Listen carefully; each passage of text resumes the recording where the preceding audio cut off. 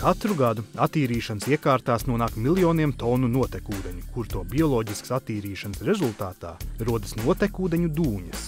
Latvijā gadā saražo no 25 līdz 30 tūkstošiem tonu dūņu. Tā kā notekūdeņu dūņas sastāv galvenokārt no organiskām vielām, tās var izmantot kā mēslojumu vai piedevu kompostam. Latvijā lauksaimniecībā izmanto mazāk nekā trešo daļu no notekūdeņu dūņām. Lielākā daļa tiek uzkrāta to ražošanas vietās. Vaļēji uzglabātā biomasa ik gadu pieaug, radot vides piesārņojumu. Dūņu izmantošanas galvenā, ja tā varētu saukt, problēmas slēpjas pašā dūņu fizikālajās un mehāniskajās īpašībās, ka viņas satur daudz ūdeni, viņas nav ne cieta viela, ne īsti šķidrums. Dūņu izmantošana augsnes mēslošanai ir iespējama tikai pēc tam, kad ir samazināts dūņu masas mitrums un videi kaitīgo mikroorganismu un bīstamo vielu saturs.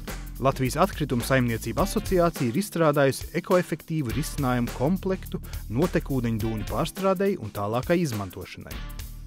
Viens no pamatrisinājumiem ir tāds, ka dūņas var aerobi kompostēt kopā ar citu biomasu, un šo te iegūto augsnes auglības uzlabošanas materiālu, tātad mēslojumu, iestrādāt augsnēs, tur, kur tas atbilstoši dūņu konkrētās kvalitātes sastāvam ir pieļaujams un atbilst arī normatīvu aktu prasībām.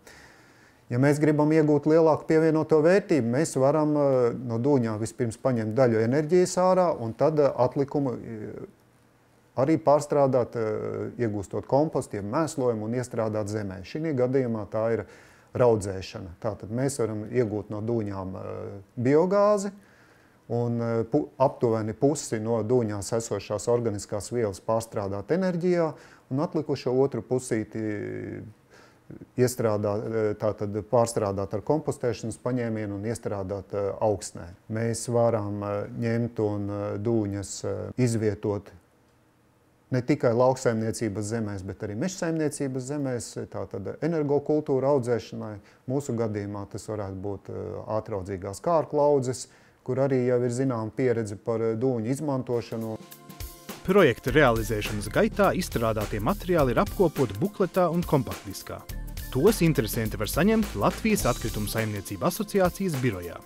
Interesanti ar notekūdeņu dūņu attīrīšanas risinājumiem tika iepazīstināti arī semināros, kas notika 7 Latvijas pilsētās.